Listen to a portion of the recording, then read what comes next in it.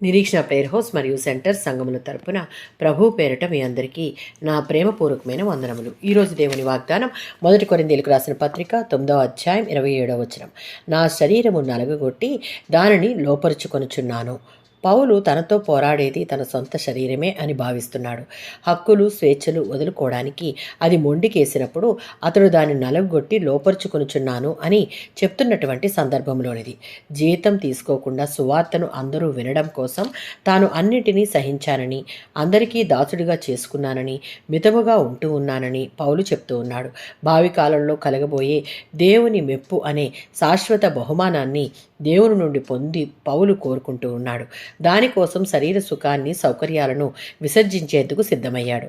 పవిత్రమైన, ఆధ్యాత్మికమైన, ఫలవంతమైన క్రైస్తవ జీవితం గడిపేందుకు పౌలుకు ఇదే సరి అయిన మార్గమని అనుకున్నాడు.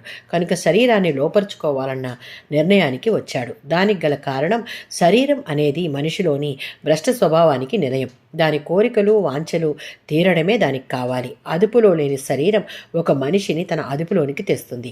రోమీయులకు రాసిన పత్రిక 8వ అధ్యాయం 12-13 వచనాలలో, మీరు శరీర స్వభావం ప్రకారంగా బ్రతుకుతూ ఉంటే చనిపోతారు, కానీ దేవుని ఆత్మ మూలంగా శరీర క్రియలను చావుకు గురి చేసేవారైతే మీరు జీవిస్తారు.